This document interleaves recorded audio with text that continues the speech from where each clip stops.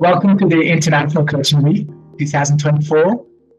I trust that you are enjoying this week. I know there's hundreds of programs going on, and I feel privileged to have you here with us today. So thank you for putting your time, for being here. So for me, it's really important to get to know you. So could you use the raised hand option on Zoom and just let me know if you are already a coach or have some coaching skills through a training program. And I'll explain why I'm asking this question. All right, let's see how many of you are either a coach or have some coaching skill training. Okay, so I'm seeing about 10, 15 hands go up. Okay, I'm going to give a little bit more time just to see how many of you are in that category. Okay, I'm seeing about 30, 40% hands go up. Okay, great. Why am I asking this question? So if you're here on a webinar around strengths, using strengths in team coaching, then in my view, you're either a coach wanting to be working with organizations and teams, or you're a team leader wanting to apply the expertise within your team. So let me just get a feel for how many of you are team leaders. So you're not a coach, but you're team leaders wanting to be here to apply what you're learning for your team. How many of you are in that category?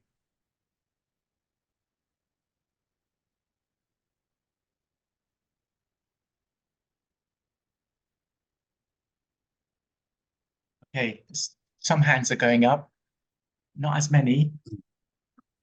Tamara is saying that she's both. Great, great. Some of you will be both. If you are both, please put your hand up for the second one as well. Right, it just gives me a feel for how many of you are actually in the position of having a team that you can apply this.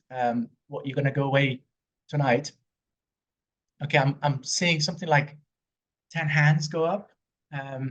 So not as many. There's more coaches, not as many team leaders, and that's great. So is there anyone? I'm just going to put the hands down. Is there anyone here that's not in either of those categories? I'm curious. Anybody here not in either of those categories? Something else? No? Okay, good. Okay, there's one hand went up. Annette, would you like to share? What is it that you want to get out of tonight? Hi, I hope I'm audible. Yes, I can hear you. Yeah.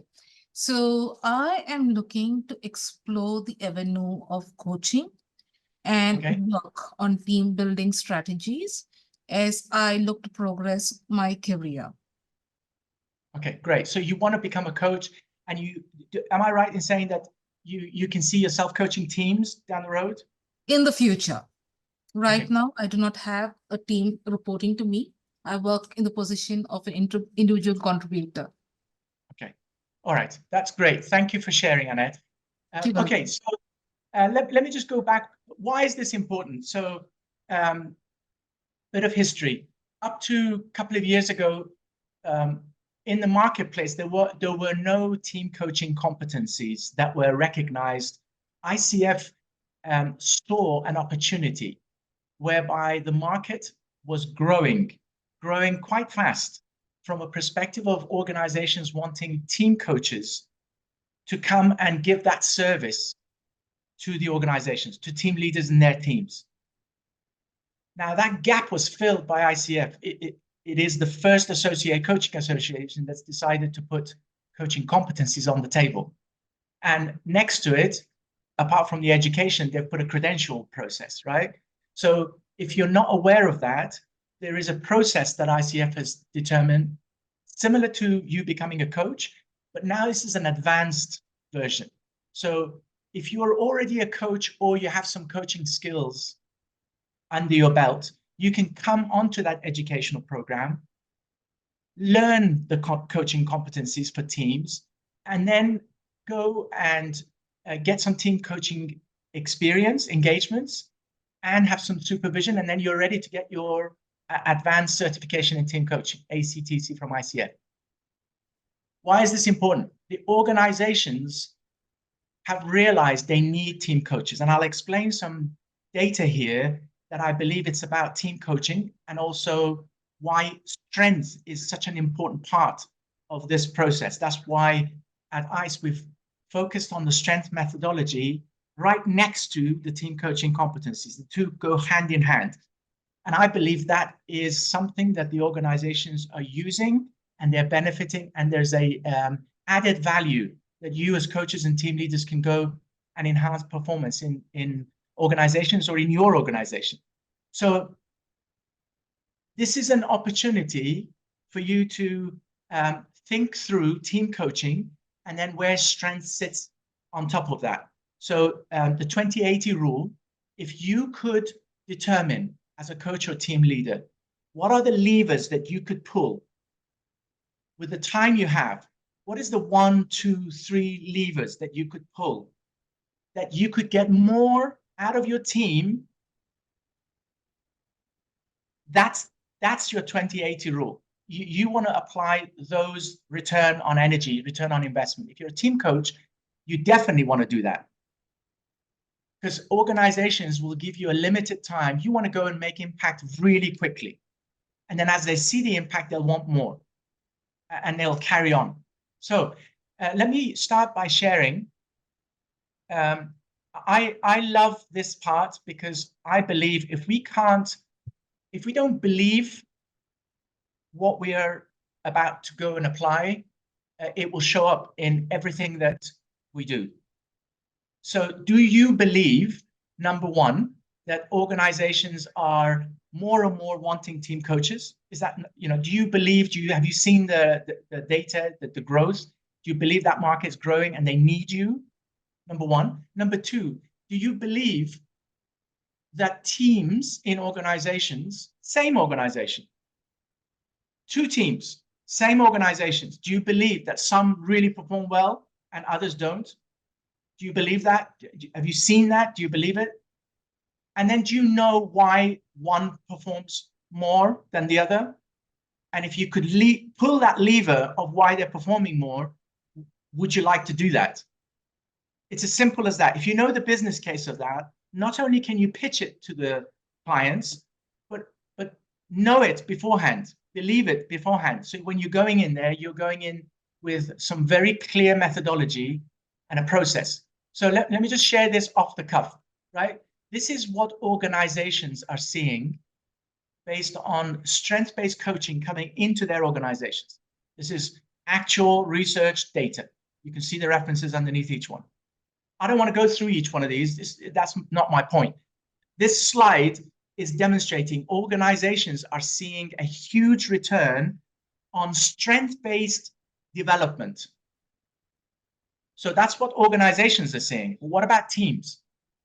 So when you look at teams, same organization, same processes, same training, same ability to tap into individuals, and yet you're going to get a very big difference between the top quartile and the bottom quartile. This is real research data. So where is this huge variance coming from? And I talked to you about the levers. This is the one lever, I believe. If this one question you take tonight and you go and bring it and apply it to your own lives, whether you're a coach, team leader, whatever you do, and then you take that into the organizations as a coach, you're going to make a huge difference. First for yourselves, then for others. Now, what question is this? Do you get to apply every day what you do best at work? Do you have that opportunity every day? Now, here's a question for you, right? What do you think?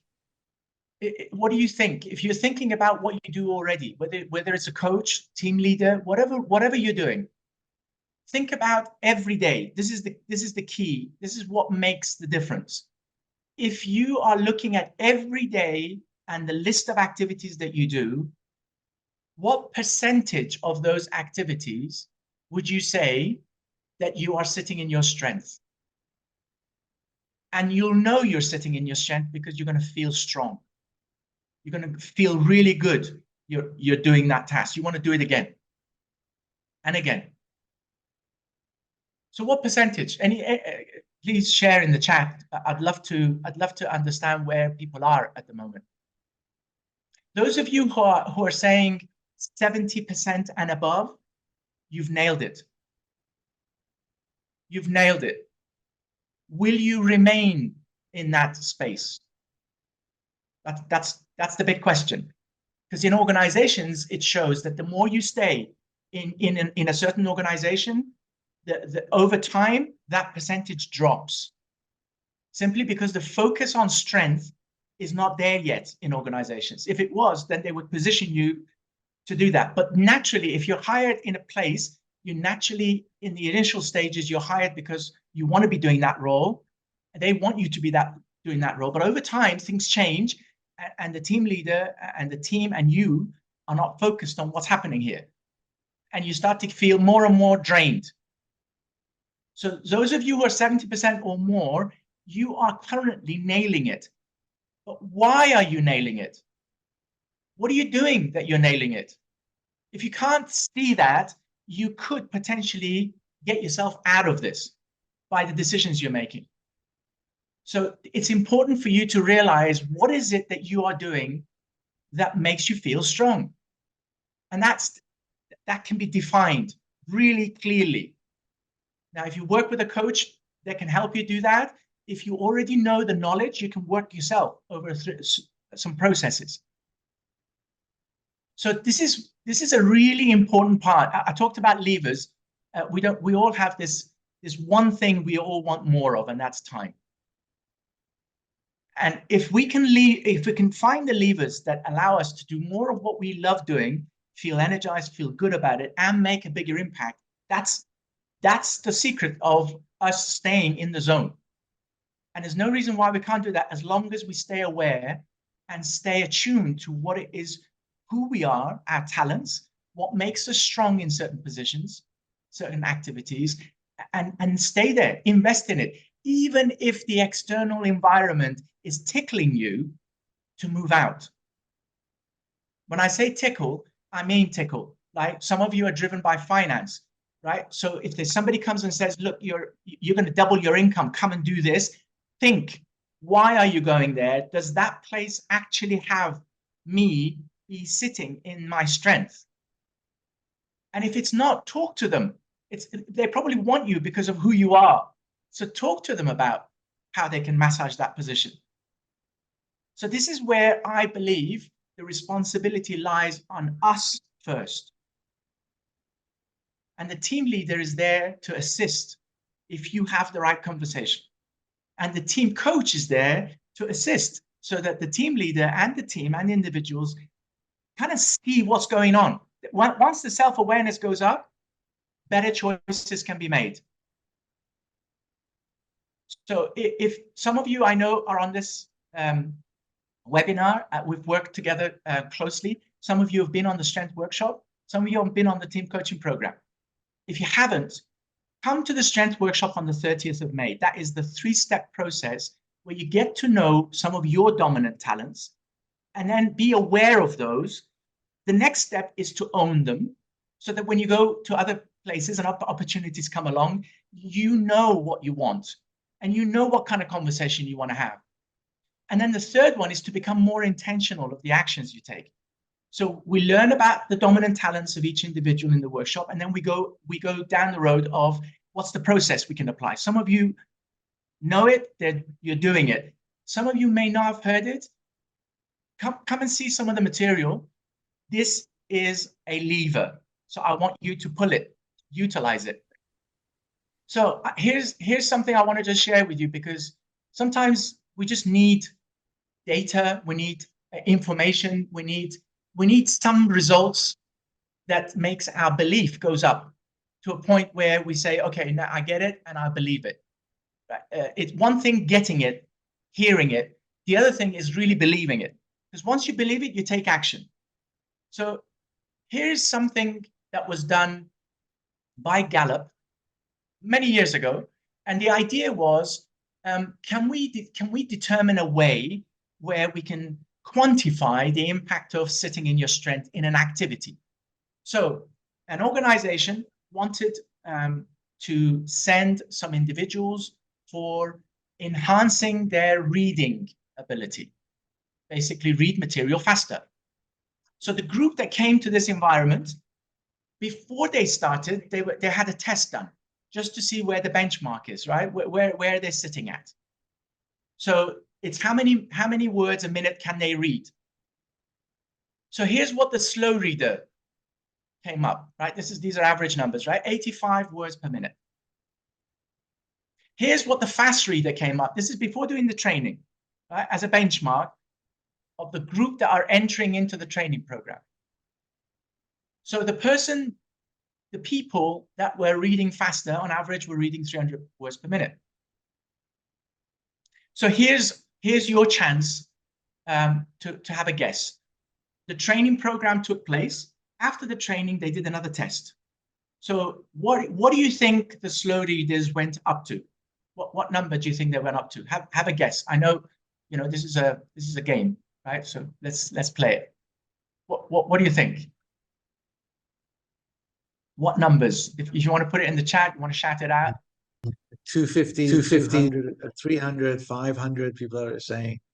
Right. So this is the slow readers. They went on a training program, right? The words 200 to 500 came up, right? So let's see what happened. So they did the training program, and then afterwards they did the test. So they grew, they developed by 50%. That's amazing, right? They grew by 50%. They went on a training program. They grew by 50%. That's a development program. Is that a good investment? Is that a good investment? Right? Most people would say yes. Should that person be in that role doing that job? So let's answer that in a bit. What do you think the fast readers went up to? Yeah, just read them out. See what 500, 500, 350, 700, 1,000, 325.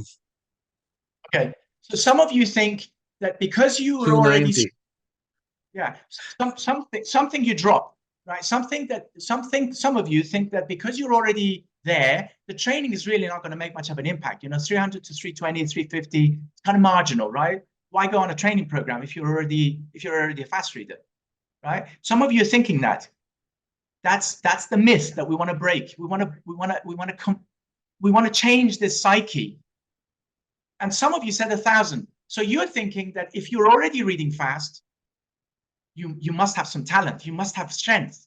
And if you go and develop that, you must grow faster, you must be better. And you're right. So that this is what the growth was for them. 1,800 words a minute. These individuals need to be in that role. And they need to develop in order to become even better, because they're using talents that they already have. It's developing the talents that's important. It's the lever. Stay in your strength. It's a 600% increase.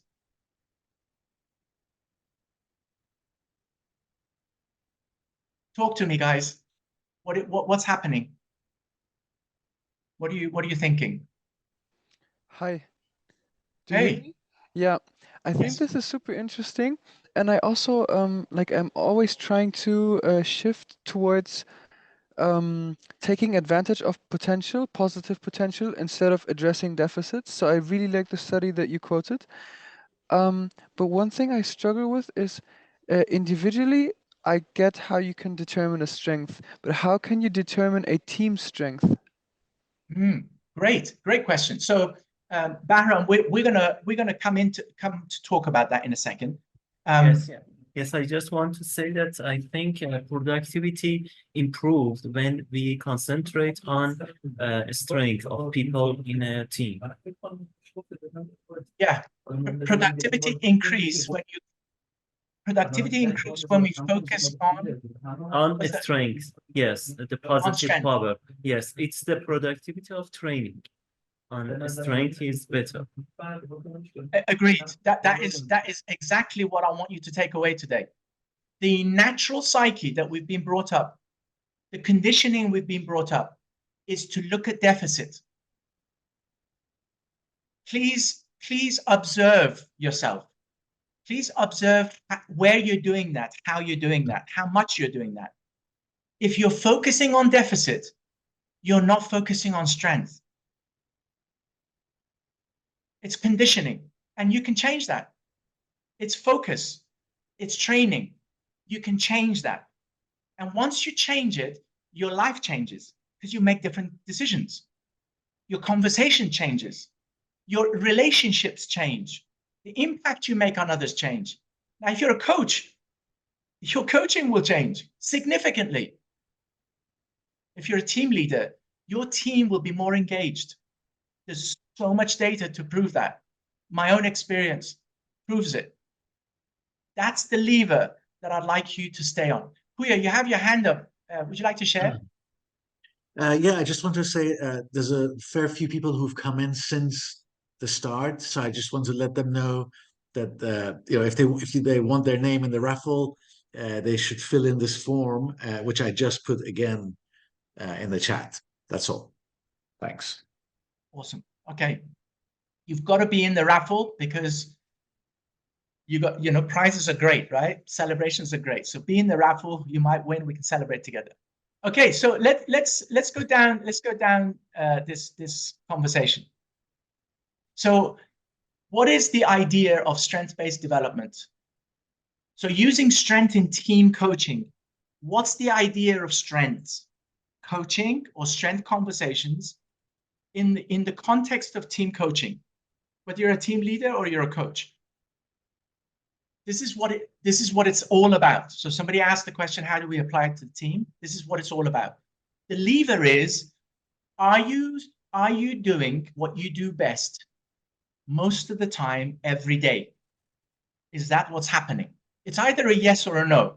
If it is a yes, awesome. Let's discover what that is. Let's understand and stay with it. If you are strong in one place, it doesn't mean you can't be strong in other places. This does not stop your development. This does not stop your growth. It doesn't stop you moving on in the organization and doing other things. It just means you're aware what is your talents and how you can convert those into strength, bringing performance. Strength is, in essence, what you do brings positive outcome consistently. That's all it is.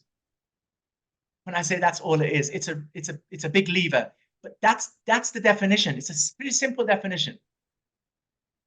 So when you look at these clocks or the Ferrari car moving, what you see on the left side with the red number, this is typically what's happening on a daily basis. This is typically what people in teams and organizations tell us. There's plenty of surveys that says this, the research. If you are an experienced team coach or a team leader and you observe, you'll probably see something similar. Unless you're already in that team where you are operating the team in a different way, which means that you're moving to the right-hand side where those individuals in your team are most of the day operating where they're strong. And there's a direct relationship between that and performance. The team coach comes into an organization in order to enhance performance in some way or shape or form. So that's competency 3 in team coaching by definition of ICF. You're going to go into a conversation and the team is your client, not the individual, not the team leader. The whole team, including the team leader, is your client. So that's how this becomes important, because you want all those individuals to be talking about their strengths, understanding what their strengths are in the roles that they do. And if they're not applying it, what could change? That's a conversation with the team leader. If the team leader is in that client, right? So that conversation will come out. The team leader will hear it. And there's an opportunity for the team leader to shuffle things around. The second thing that will happen is partnership. As you get to know what other people's strengths are, you might partner differently in the tasks and activities and projects you do. Because you now know what the strength of your teammates are. Because you've communicated it. You got to know them as well as yourself. You got to know them as well. That's part of team coaching. If you go into an organization, base case, if the team is in trouble and you're going in there as a team coach, what you're going to observe is some dynamics that's going on in the team. Some people are not sitting in the right place. They're not happy. They're not engaged. Engaged is a better word compared to happy. They're not engaged. They're not psychologically 100% committed. And one of the main reasons, the lever, is this thing we're talking about, which is strength, and the strength conversation the team leader is having with them. And once that changes, that engagement goes up, the performance goes up. It's a process, and it's based on strength methodology. So here's the thing. This is what's happening. How many managers are communicating with their teams? Less than 25% of the employees are saying that their managers are talking about their strengths. Less than 25%. That's what it is team coaches go in there to change. Because that lever will mean engagement will go up, performance will go up. People want to talk about their strengths. People want to stay in their strength. It feels good. Everybody wants to feel good. And this is exactly aligned with the organization's intentions and output. So here's why. Most teams are vastly underperforming. This is why team coaches are in demand, and this demand is growing.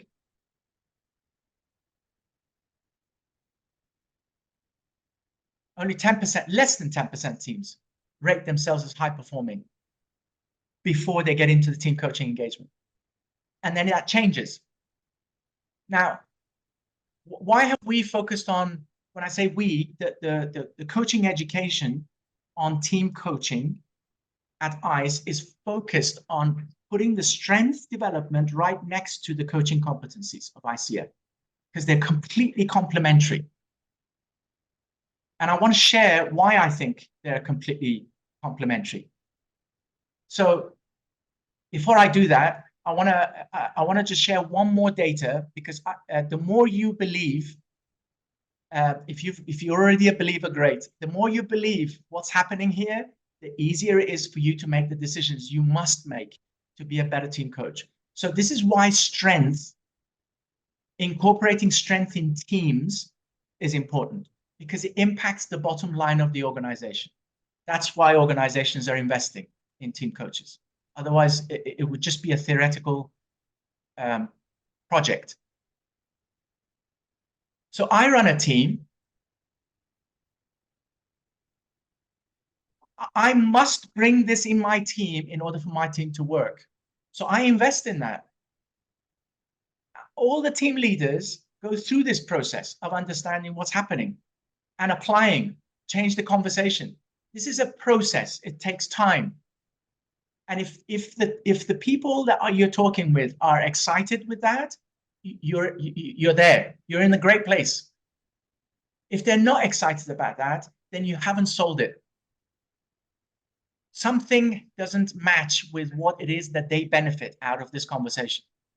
And I believe everybody will benefit if they stay in their strength, simply because they'll feel better. Their performance will go up. They'll get more bonuses. So it's, why wouldn't they? So this is the big why, and I wanted to sit there for a while with you, because I feel that a lot of times that's where we're missing the trick. So let's just go to strengths and weaknesses in team coaching. Let's just talk about that a little bit more. But before I do that, let me just see if there's any insights. Are there any insights that you want to share, anyone, based on what you've just heard?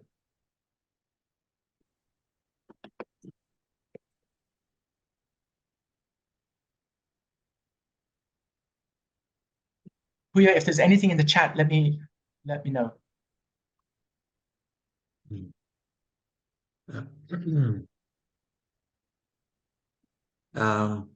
Kyrie says, I know it's about teams, how solopreneurs, like coaches themselves, can use mainly strengths because there are so many roles when being solopreneur. Yeah, it's a great question. So a solopreneur's biggest challenge is that they feel alone and they feel they have to do everything themselves. And by default, there will be some activities that will drain you. If you want to do everything yourself, you will get drained. The point is, how many of those activities in a day are you doing that's draining you? You can manage that, right? That's the thing to start with.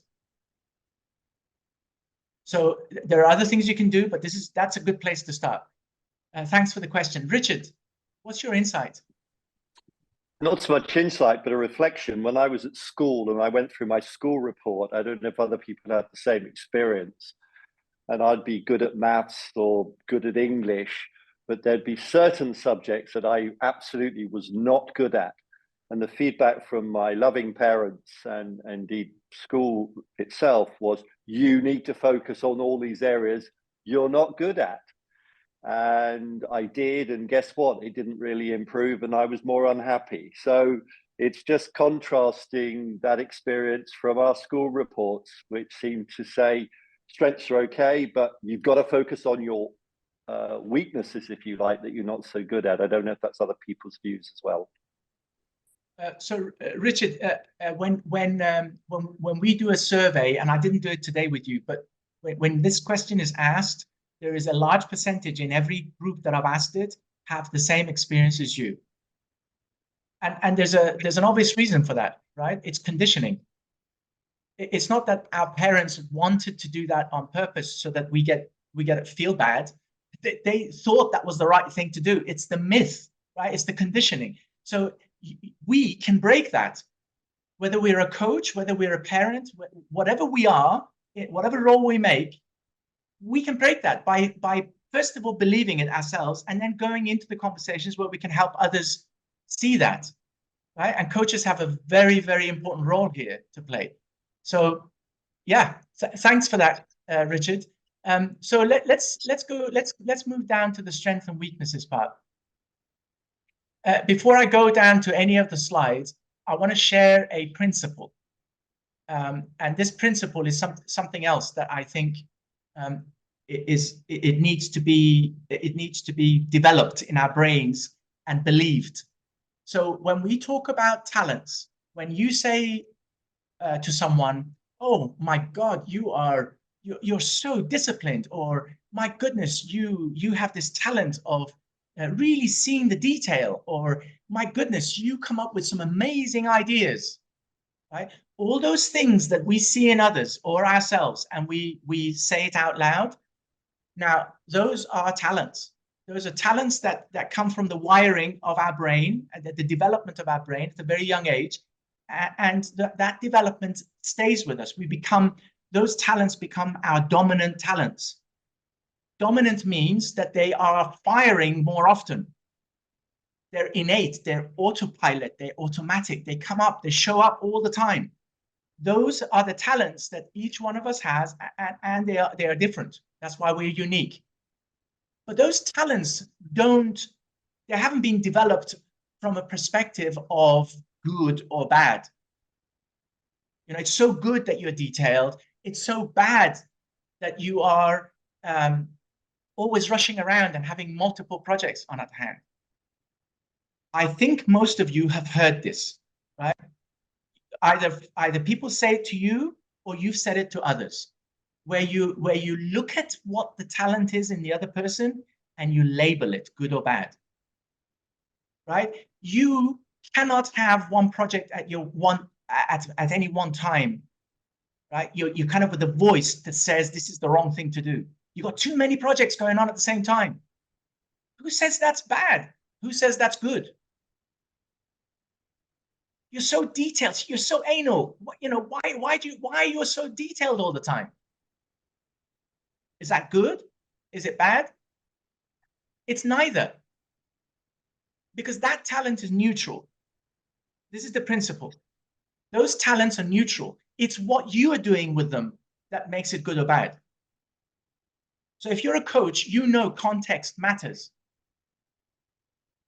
If you go into a coaching conversation and somebody says, I've got a heavy duty project on my hand and I'm super busy and I feel as if there's a big weight on my shoulders. And you ask them, what are you doing to manage that? And they say, I am so persistent. I just keep on going. That's a talent. The context requires persistence, and that persistence comes to help them.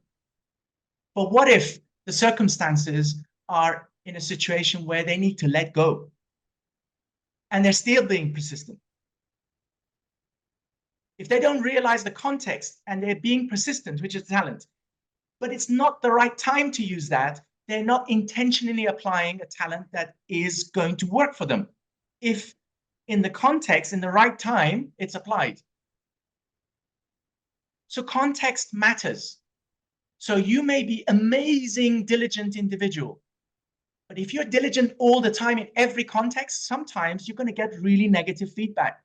So in a team environment, every person's coming with their own talents, which is neutral. They're making it either really good in certain circumstances, or they're making it really, really suck in certain circumstances. Now, the team leader, if they're observant of that and they learn, or the team coach is observant of that, learns, they can have a conversation about awareness.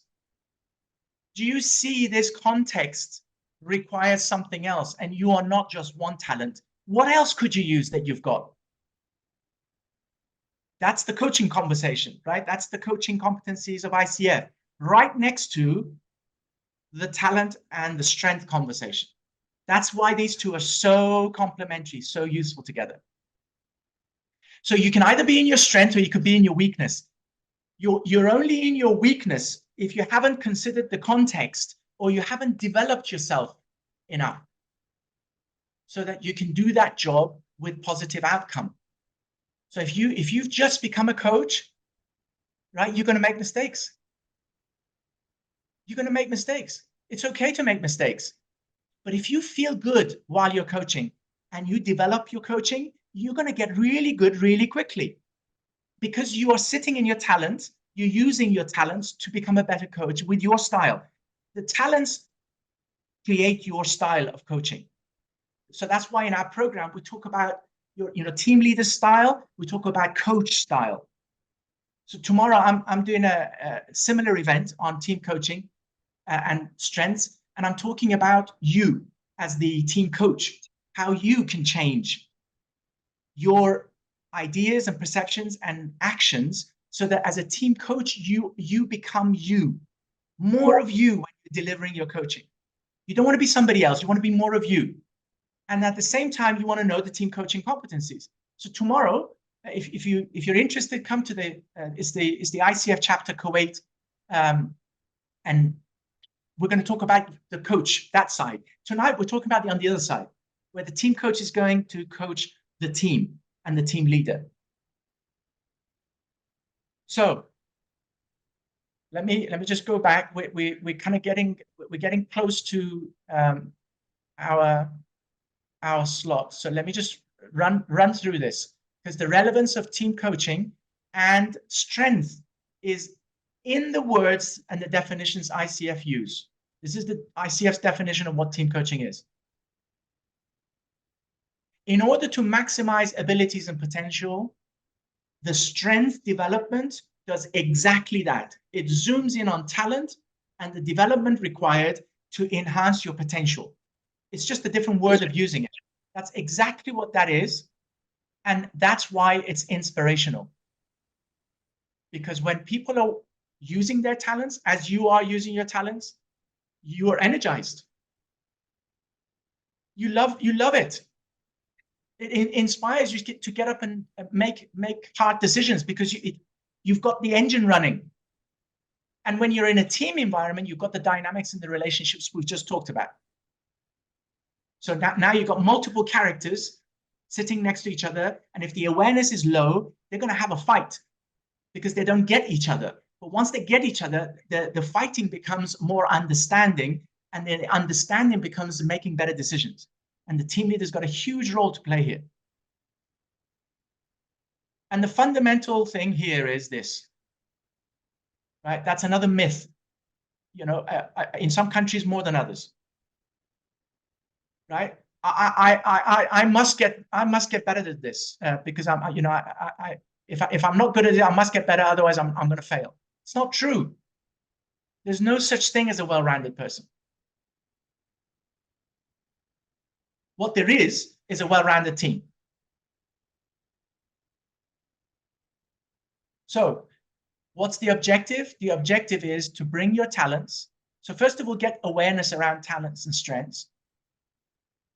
And in a team environment, when the individuals get to know that, they start understanding and appreciating. Big one, this one. When you look at someone with the eyes and filters of appreciation versus you're judging them. There's a big difference in terms of how you build relationships. And if you start to understand where they're coming from and you appreciate it, you then can tap into what they can contribute, their powers. And the conversation will go to really successful partnerships. And that's what the idea of team coaching is. So we've talked about the definition of strength, right? That you're feeling positive outcomes consistently. We've talked about the fact that strength is a combination of your talents and the development you do. That reading example is a classic one, right? That will just nail this equation right down. So how many of you, by a show of hands, you just got this habit of writing down lists of things to do? How many of you are in that? Show of hands there you go. In Zoom, show me into Zoom so we can kind of see, because I can't see all of your hands, the physical hands, right? So there's a number of you, right? So thank you. So this is a characteristic. So I'm just touching on this because I think it's good just to understand and feel what it is we're talking about. So this is a behavior. If that's what you do on an autopilot, that's a talent. And when you delve into what this talent is all about, you'll discover that most of you who've put your hand up have this urge to have multiple. You wanna have. You're busy. You want to be busy, and you must complete and tick that box. Otherwise, it's just not good enough. You've got to tick that box. So that's a behavior. Your behavior is a signal of talent. Your feeling is a signal of talent. Your thinking is a signal of talent. And the more you get aware of those things that's happening for you, you can then decide in what context you want to use this. Now, what's the downside of this talent? The downside is you over busy. You go and make the list too long, and then you feel not so good at the end of the day because you feel you haven't ticked enough boxes. In fact, you haven't ticked all the boxes. That's what you really want. Tick all the boxes. Now, why would you create a list that, if you thought about it, you knew you can't do in one day? Why would you do that? So there's something going on that's requiring awareness and change, intentional change. And that's what this strength development is all about. Now, that's you. Now, if you convert that into team coaching, where you're seeing these various characteristics shows up for a team members, they will have different behaviors, and they're signals of their talents, right?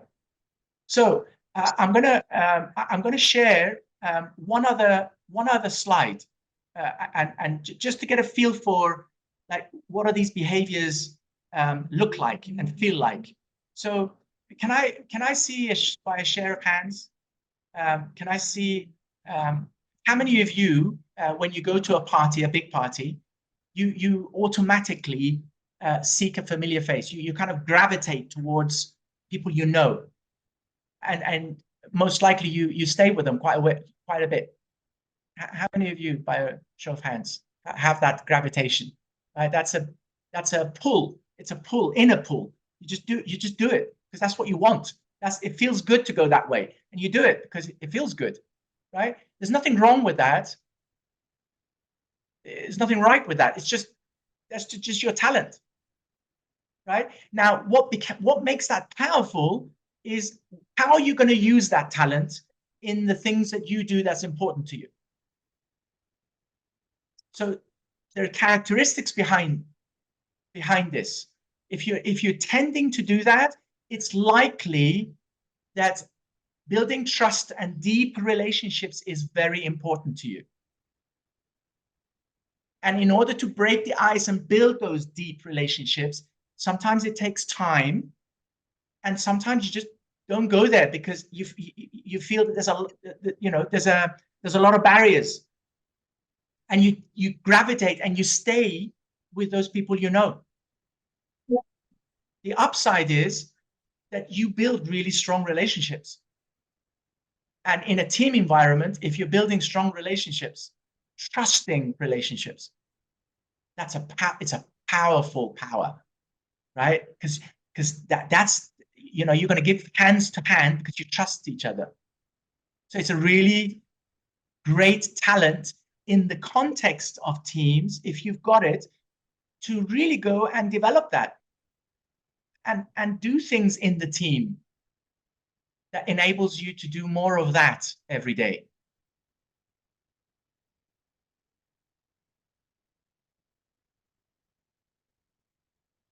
So I'm gonna move to another section of tonight before we wrap up. This section is it's all about the relevance of the strength in team coaching competencies, which we've touched on, but I just want to show you what's going to happen in a program that combines these two, and what does it actually look like. And before I do that, are there any insights that anybody wants to share about what we just talked about? Let me just bring the hands down and make sure that. Taimur, I had a question. Priya. Yeah. Hi. So, I had this question in the slide where you're talking about strengths and weakness. So if I have to just kind of reflect on my strength, I've always considered being a perfectionist as a strength because it served me in a lot of places, giving me promotion, accolades, and recognition. So I was doing the spiritual intelligence by Coach Shiraz, and then in a psychometric test, I got being perfectionist as my top saboteur. So that means that it wasn't serving me at this point in time. And also with Marshall Goldsmith saying, what got you here won't get you there. So, so I was just thinking if we need to convert this, that maybe the strength is now no more serving me. There was a bell ringing in my mind when you spoke about talent and context and investment. But then how do you explain this, that, where I've been really proud of my strength is coming across as a saboteur, and probably it is not serving me because I do get stressed up sometimes because of being a perfectionist. So what do we do about strengths like that? Yeah. So if we were in a coaching conversations, I would have liked to have dug a little bit deeper about what perfectionist means to you, because the word perfectionist has a different context and a different look about it, right, for different people.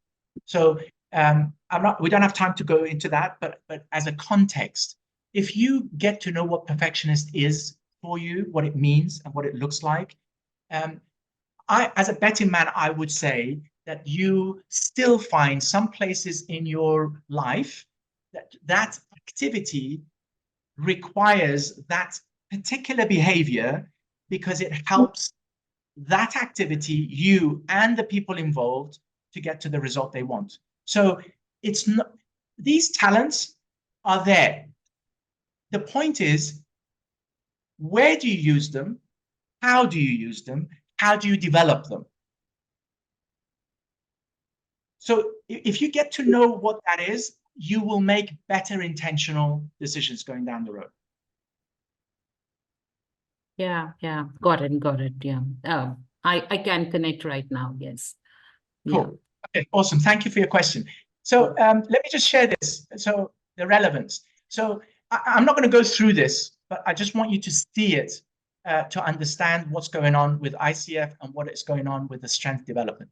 So there's 8 competencies in the ICF framework, as many of you know.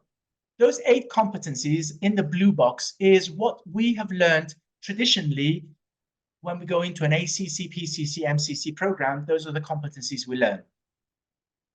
Now, in the orange box is what ICF has added for team coaching.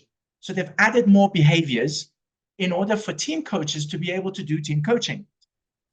Now, I haven't listed all the behaviors that ICF have identified. There is a reason behind that, because the purpose of this box, jigsaw, is to look at the combination effect and the alignment of the competency and the talents and strength development.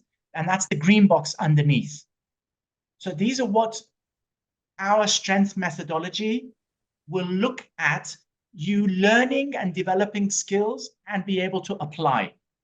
So where there's relevance with the competencies, the talent and strength development becomes an extra tool, an extra ability that makes your competency as a coach sharper, deeper, more impactful.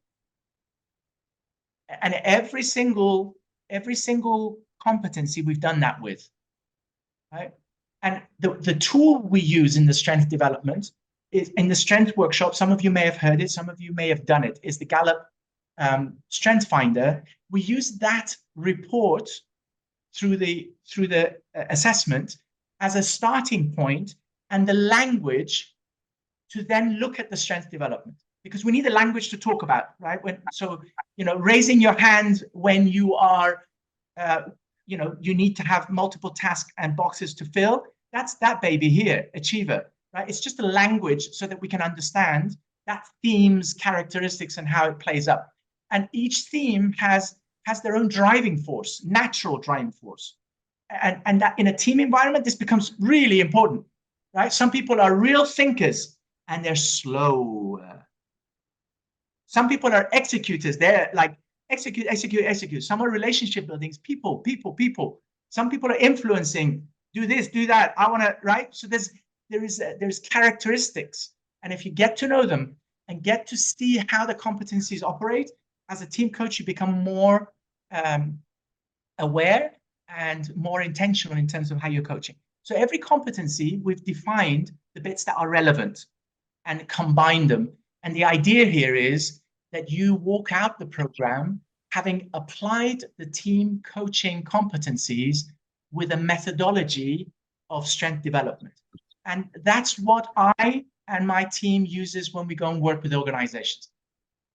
Some of you I've talked to personally and invited to come into that associate program of ours, where we learn the methodology and we become partners, associates, to go and deliver that in organizations. So what we are teaching, we deliver. So there's a nice line of associates coming from these programs that we can work together going down the road when opportunities come. So I trust that kind of helped as a framework tonight. I'm going to pass you over to Puya, and then I'll come back for Q&A and some takeaways afterwards. Thanks for listening, guys. I know some of you have put some questions in the chat, and some of you may have some questions written down you want to put in the chat now, or just open up your line and we can hear them. I'm going to start with a question that came up by I'm not sure if I'm pronouncing this name correctly. Please tell me if I'm not. Kyrie, I think she's asking, what is the best way to identify my my strengths? What's the best way to identify my strengths? So Kyrie, on Friday, I'm doing another workshop, and it's how do you bring your strengths to work? Please come to that if you want to just kind of get a little bit more insights on how do you tap into strengths. In the strength workshop that we talked about earlier, on the 30th of May, you get to do the Gallup Strength Finder assessment. That starts the road, the ball rolling, and you basically come away with a report that identifies your top 5 dominant talent themes. So that's group talents. Now, by delving into the report, there's some gold nuggets in there that will start to tell you a little bit about your talents, your characteristics, personalities. And then there's a process of how do you take that talent, develop them in order to get to strength, which is the formula I shared earlier. So either way, both come to the strength workshop, come on Friday, and hopefully you get to the answer you want through that process. Any other questions, Puya, that's come up? So let me have a look. Kari asked about the best way to identify my strengths. There's a difference between strengths and talent. Taimur can explain. I've just explained that, Puya. I think she's asking how can I find it. Okay. So I think, Kyrie, if you're talking about how can you find the event on Friday, Puya will put a link in the chat here about the event on Friday.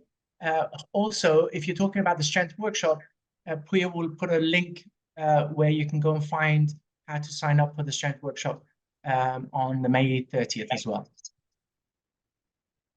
Yes. Awesome. In fact, what I'm going to do, if you're interested in the upcoming programs, I'm putting a link right now to.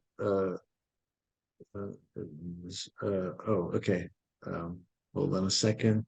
Yeah, I'm putting a link to a page on our website. It basically lists all the events, all the upcoming events. Except for Friday, the one Taimur's doing on Friday, I'll put that in there as well. Okay, cool. Also, please put the link for the strength workshop page on the website for those that want to do that. Shubika, if I'm pronouncing that name correctly, apologize if I'm not. Shubika has written, will you be sending the link to claim your CCEs? So CCEs are offered by chapters when they do events. So tomorrow I'm doing an event with ICF Kuwait chapter. If you come to that, there will be CCEs you can claim off that. But our events don't have CCEs. Right, I'm just looking at the chat to see if there's anybody else with some question. So Elsa is written, where do these data stem from? I'm not quite sure what data, Elsa, you're referring to. If it's some of the figures I showed in the slide, there's some references underneath those. If there's something else, please let me know, and I can let you know where the references are for those. So when you talk about an example of a team coaching engagement, all our team coaching engagements bring the strength approach. So any one of those that I will share with you would be an example. So let me tell you what I do typically as a process. There's a structure that we apply around this methodology. So as the competency number 3 of ICF states, there is a whole process about aligning what the outcome of the team coaching is with the sponsor and the team. The team is the client, including the team leader. So there's a whole lot of questions and a whole lot of engagements and conversations to set the scene about what is the outcome, what's the objectives, how do we measure them, who is involved, what is their current barriers, where is the team right now. So there's almost an interview process with the team leader and the stakeholders and some of the team members when necessary. So that gives us a benchmark of where the team is, and we get to ask all of the team members, including the team leader, to do the Gallup report, which is what we do at the strength workshop on the 30th. We use, so I'm a Gallup certified strength coach. So I believe that report is a brilliant starting point. That's what it is. It's a starting point. So it gives us some data point and a conversational piece. I typically have a session with the team around the strength methodology and the strength development, where they get the benefit and understand how this actually links with them. So that conversation is an interactive process. It sets the scene around how we're going to incorporate strength development into that engagement. And then when we have the engagements, which typically are face-to-face, what we do is we run through, based on the outcome of the engagement, we run through a series of self-awareness conversations, where each individual, first of all, gets to understand and really own some of the talents and the abilities, the characteristics that they are noticing in what they do at work. And the next piece is we go down the road of how the interaction is between the parties. So first is self-awareness around themselves. Then it's about getting to know the team members. And depending on what the engagement outcome is, we will design it so that we move towards that outcome in the most efficient way with the time and resources we have. And once the awareness goes up, then we're in a conversation stage of what needs to change, what is the opportunity, where are the barriers currently, and what different partnerships could help progress that team towards the outcome they want. So that, in a nutshell, is a very broad process. So I hope that helps, Susie. Super helpful. Thank you. You're welcome. Okay, so as Puya mentions, so one of the things we've done in our team coaching education that's accredited by ICF. So ICF wants you as a coach or team leader to learn the 8 competencies to a level where you've done 60 hours of education, and then you get supervision, and then on top of that you go and get your team engagements, 5 team engagements. So if you think about your one-on-one coaching, that typically, you may want to work with your client over 3 months. You have 6 to 10 sessions with them in order to get them to the outcome they want. So team engagement is a similar setup. You look at what the outcome is, and you set a time frame where those actions will eventually get to the outcome of the team. So what we've done is, as part of our ICE community, we've added a one team engagement within the ICE community. So apart from doing your education, you're going to take what you learn and actually apply it to a team and get a supervisor to work next to you over a period of 2 to 3 months to do that team engagement. Now, and you will be working with co-coaches. Some of you on the call have already done this with us. So, this is I don't know of any other program that does that, right? The reason why we do this is because we want that thing that I just explained, what Susie asked. We want individuals to learn and then practically apply that and get some outcome, and then take that away to other team engagements and add it to their portfolio and basically get to work with other teams having done it and delivered something as well. So I find that results-oriented approach is a game changer in terms of getting into this team coaching fields.